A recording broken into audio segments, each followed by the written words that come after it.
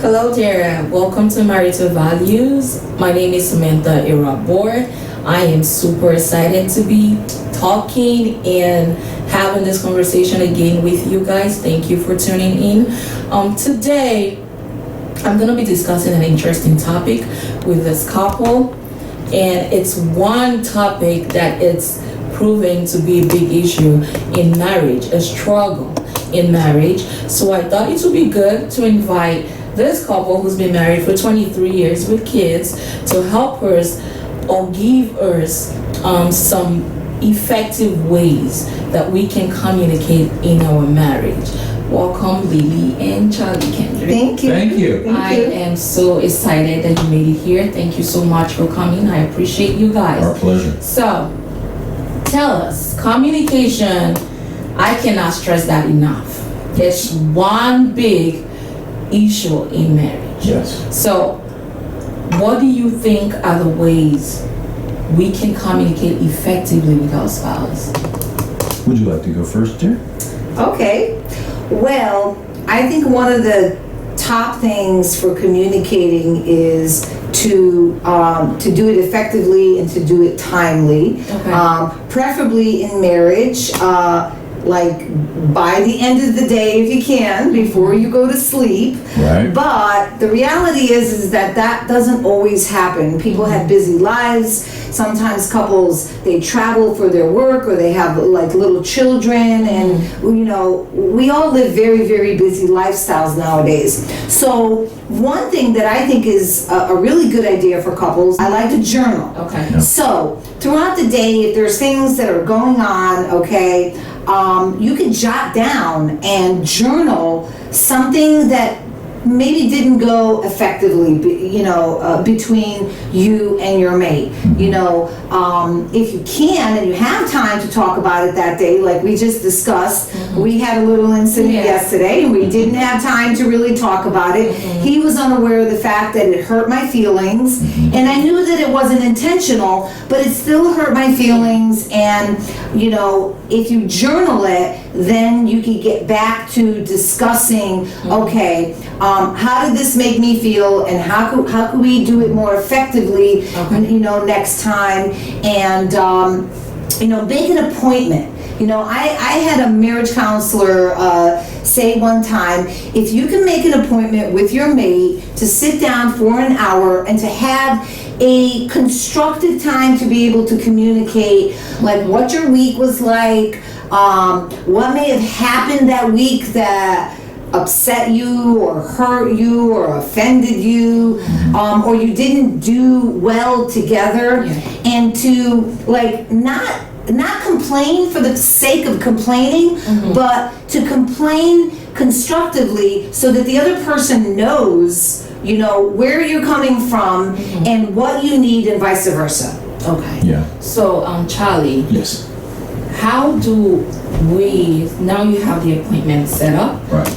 I want to talk to my spouse. Sure. How do I effectively tell my spouse what it is that I want to tell them without blowing it out of proportion? Because sometimes we have these all in our head, and it's all nice in our thoughts, like I'm just going to say the way I feel, I'm going to be respectful, but then when you start talking, you're surprised why your spouse is going off, because in my head, I think I'm telling you as respectfully as I can. Sure. So what do we do to avoid that? I think we keep short accounts. I think we learn to deal with things that are just not setting right sooner than later, and not let a lot of time or an accumulation of items pile up before we have a meeting.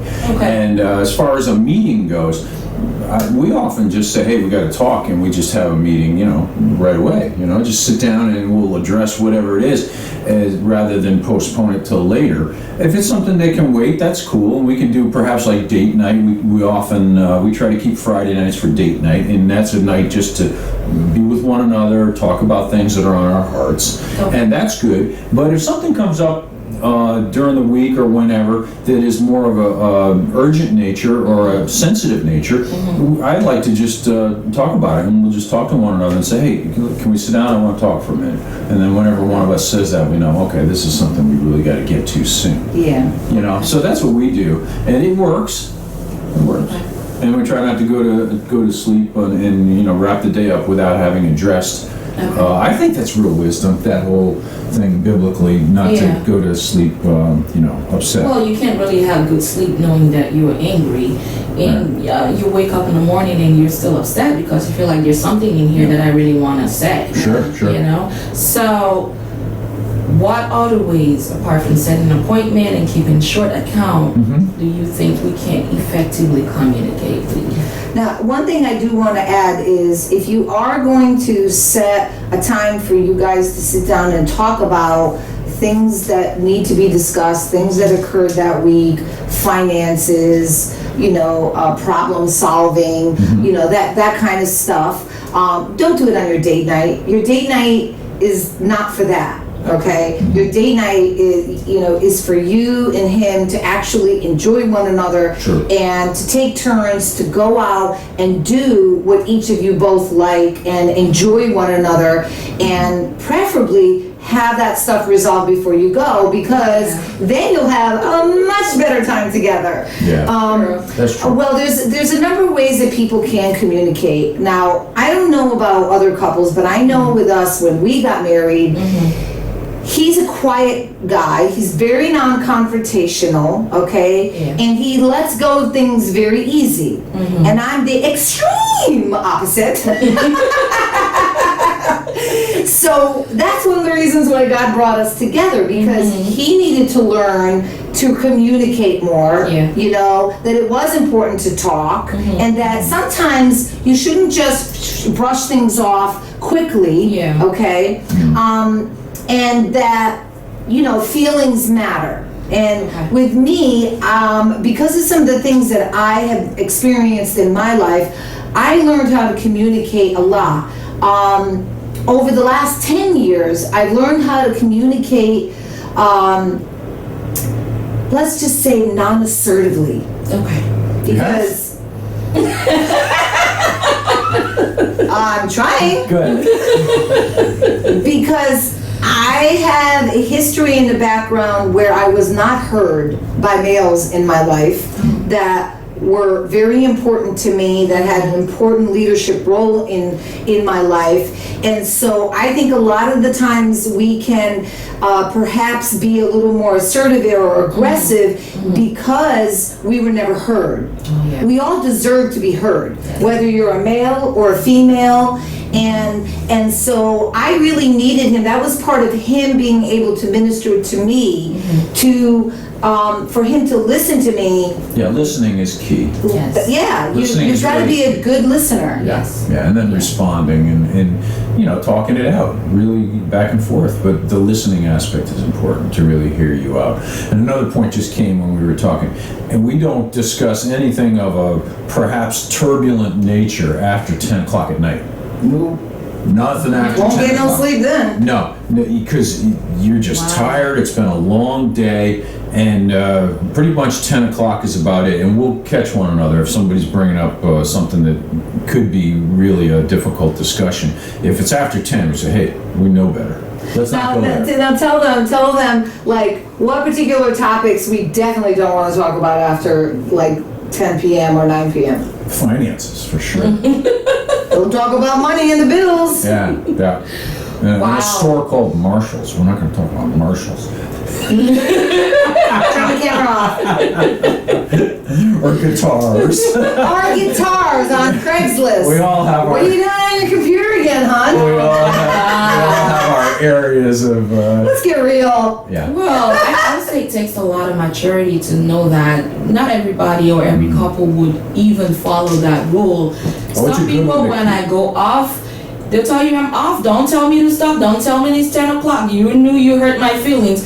And we have to talk about it. So it takes a lot of maturity to actually make that rule and go ahead with it. And the listening part, I think that is very important too.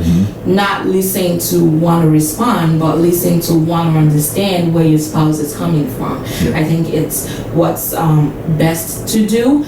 a lot of times when our spouse is talking to us, our head is going, how do I respond to what she's saying? Sure. Or what he's saying, or what do I say Or back? being on a defense. Yeah, not because we don't love our spouse, but because we are already feeling some certain kind of way, which our spouse may not be the reason why our spouse is talking to us, but just for them to hear us.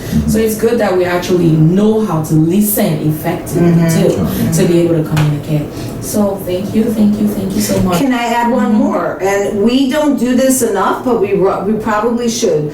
I think another great way for couples to be able to communicate is, why not leave each other notes?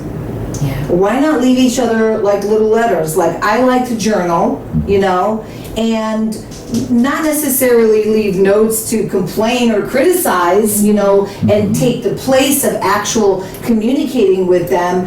But when people are busy and they're running around doing different things, like, I love it when he leaves me notes, Wonderful. and so leaving notes is a great effective way to communicate.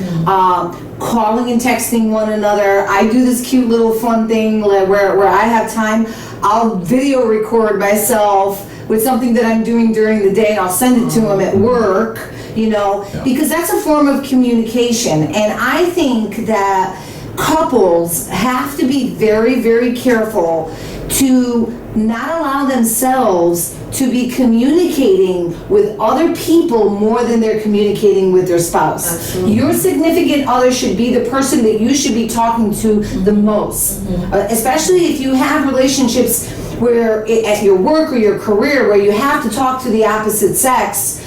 You don't want to be communicating with the opposite sex things about things that you like and your hobbies and things like that. You've got to really watch those boundaries, because it can open the door to a lot of problems. You should be communicating with your spouse. They should be your best friend, absolutely the most, especially on, intimate subjects. Yes. Yeah, and a thought on the notes thing.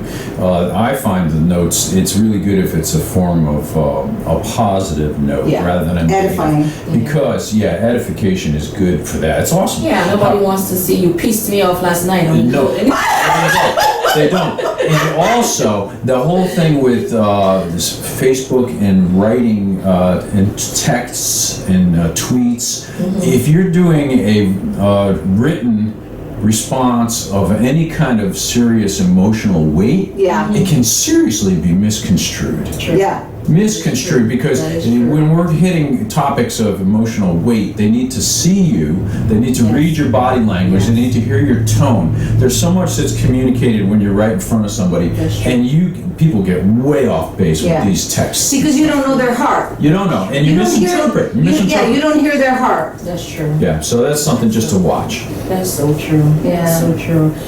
Well, this has really been very educative. I would just add that it's okay when you want to communicate something with your spouse and you're not ready at that time.